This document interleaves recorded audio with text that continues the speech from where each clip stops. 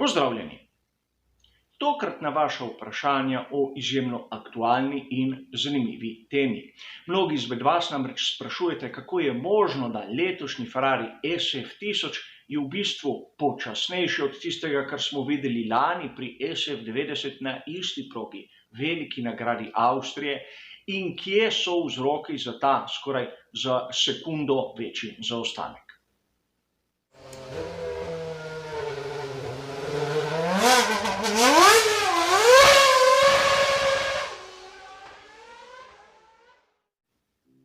Obstaja izjemno enostaven odgovor na to vprašanje. Mnogi ste tudi nakazovali, namreč šušlja se, da je Fiat dobila določene nepravilnosti v lanskem pogonskem sklopu skuderije Ferrari.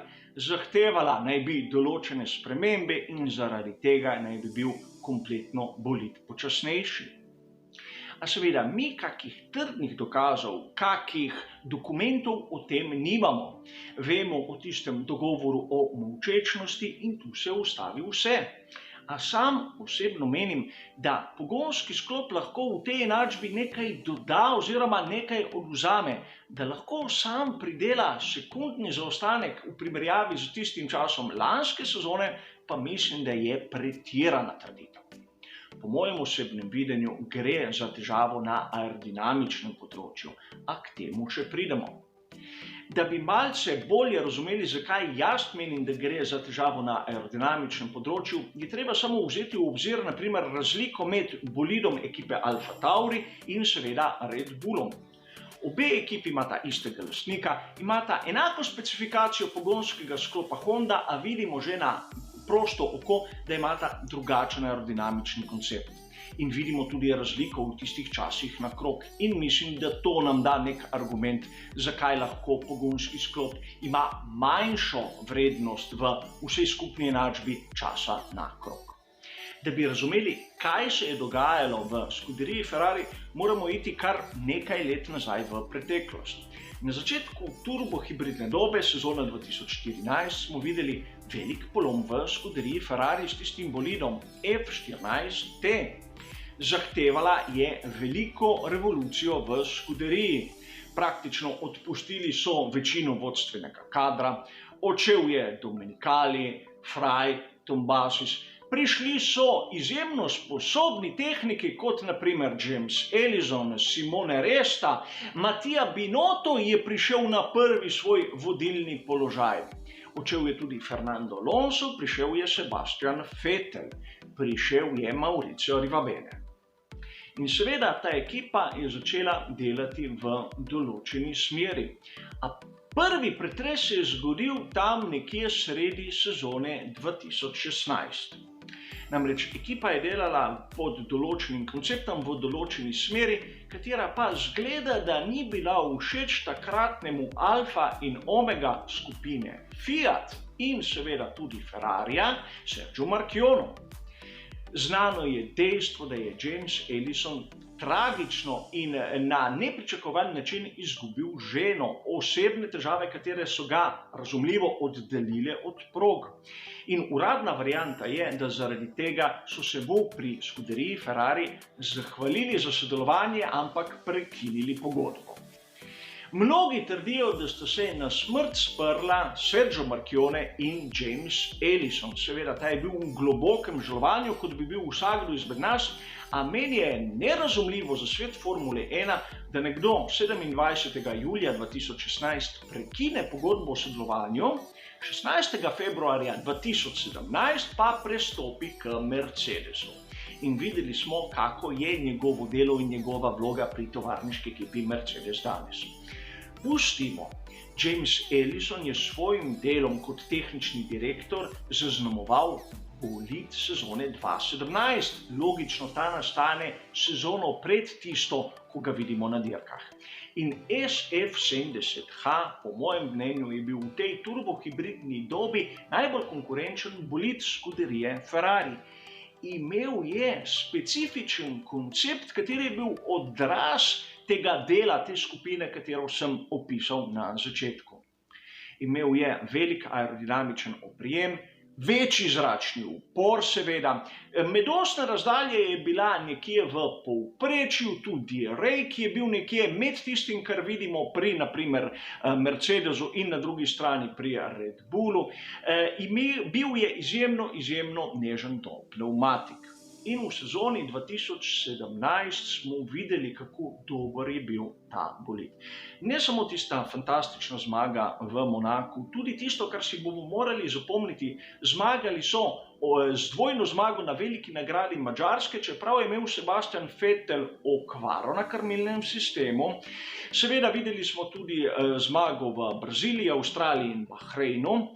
Videli smo fantastično dirko v Belgiji, kar ne smemo pozabiti, in seveda videli smo tudi 3 velike napake, za katero pa koncept bolida ni bil kriv.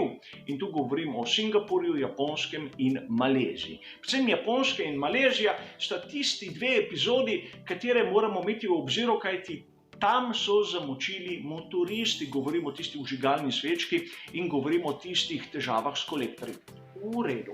Super sezona, ker je malo manjkalo, da ne bi Sebastian Vettel do zadnje dirke bil v boju za naslov svetovnega prvaka. A zgodila se je tudi velika nagrada Italije. Kot sem povedal, bolid skuderije Ferrari ni bil primeren za Monzo v sezoni 2017, tam so bili boljši drugi. In Sergio Marchionne je bil prisoten takrat na veliki nagradi Italije.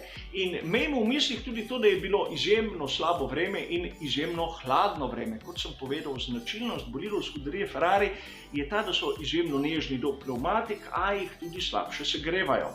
No, Marchionne sam je bil besen. Po dirki je povedal, da so imeli sramotni zaostanek za Mercedesom. In seveda v sezoni 2018 je prišlo do revolucije. Na glavo so postavili koncept, seveda ohranili so določene značilnosti. In to je tisto nekje povprečno medosno razdaljo, tudi povprečen kot ravnega dna nad asfaltom, a obrnili so register, kar se tiče aerodinamičnega oprijema in zračnega upora. Spomnimo se, SF71H, da zgodbo skrajšam, je postavil tisti rekordni čas na kvalifikacijah v Monzi s Kimijem Raikkonenom. SF90 kot njegov naslednik pa seveda tiste fantastične zmage na hitrih progah, in govorim za veliko nagrado Belgije in zopet veliko nagrado Italije s Charlesom Leclercem. A treba se zapomniti nekaj. Na veliki nagradi Madžarske je SF90 pridelal minuto zaostanka za vodilnim. 2 sezoni predtem so z lahkoto zmagovali s poškodovanim bolidom. Tako da razumemo razliko, kaj je bilo na eni in kaj je bilo na drugi strani. In seveda to sedaj govorimo o sezoni 2019, ne smemo pozabiti na eno dejstvo.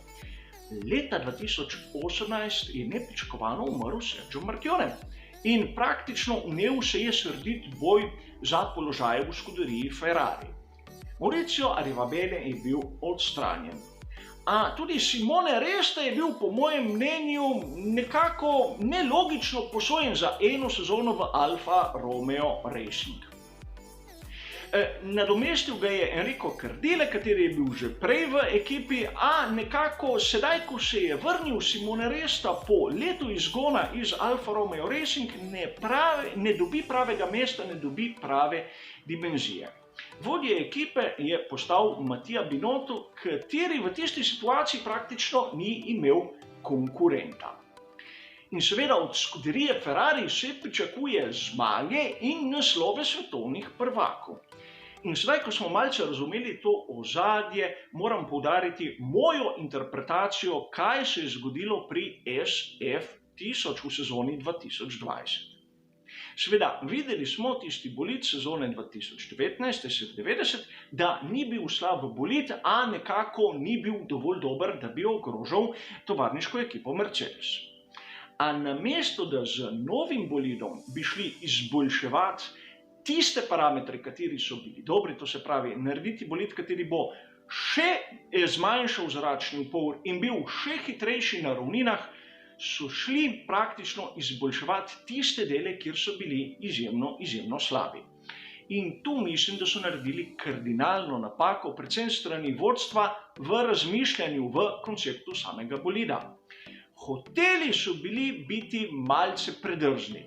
Namreč po mojem videnju, in ponavljam, gre za moje videnje, so hoteli izkoristiti situacijo zaradi tega, ker na začetku se je mislilo, da bo sezona 2020 zadnja sezona, ko velja ta pravilnik. Ni bilo še virusa COVID-19, da se razumemo. In hoteli so povprečno dober bolid, a hoteli so prihraniti kar se da ur v vetrovniku za tisti novi bolid, tisti, ki naj bi prišel v veljavo v sezoni 2021. Zato niso posvetili dovolj pozornosti nekaterim elementom, kar se je na koncu izkazalo kot velika napaka. Namreč že v predstavitvi sem poudaril, da za moje videnje SF1000 ni nič drugega kot samo dobra evolucija SF90, nobene revolucije, kar sem videl pri ostalih ekipah. A videli smo, da so hoteli povečati tisti aerodinamični oprijem, a uspelo jim je, po mojem videnju, le zvišati zračni upor. To se vidi, vsaj tako sem razumel, iz te prve dirke, iz tistega, kar je bilo videti iz rezultatov. A problem je v tem, da smo dobili koronavirus COVID-19, kateri je tudi ustavil razvoj bolidov v Formuli 1 in prepovedal razvoj bolidov nove generacije, kateri bodo prišli v veljavo šele čez eno sezono, to se pravi 2022. Torej tisto, kar so prihranili pri Ferrariju za tisti novi koncept, prvič ne smejo izkoriščati in so praktično prisiljeni uporabiti material, katerega na začetku niso dovolj razvili in so ga naredili z, po mojem mnenju, kardinalno aerodinamično napako, katere niso mogli videti, ker niso porabili dovolj ur v vetrovniku. Poleg tega je še ena malenkost, na katero opominjajo mnogi italijanski viri. SF1000 naj bi imel tudi zelo veliko strukturalno napako v menjalniku. Ta naj ne bi bil dovolj trden, ta naj bi se malce zvival. In sam sem opazil, ko sem gledal veliko nagrado Avstrije, da pri pospeševanju Ferrari SF1000 je nekako nihal z zadnjim delom. Tisti pogonski kolesi sta plesali levo in desno izven ovinka. Kaj nam to kaže? Sicer ne vem, gre za menjalnik, kateri je izjemno majhen, miniaturiziran in možno je, da je tudi na tem kaj, da tudi mehanski del povzroča velike težave pri Ferrariju SF1000.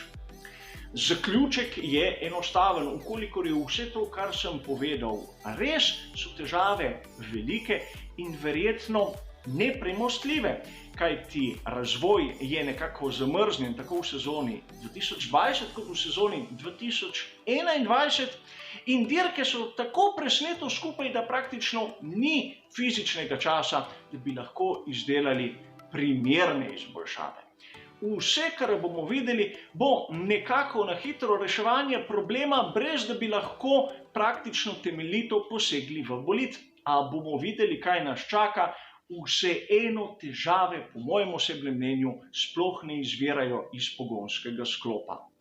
Toliko o tem. Hvala za vašo pozornost in seveda nasvidenje.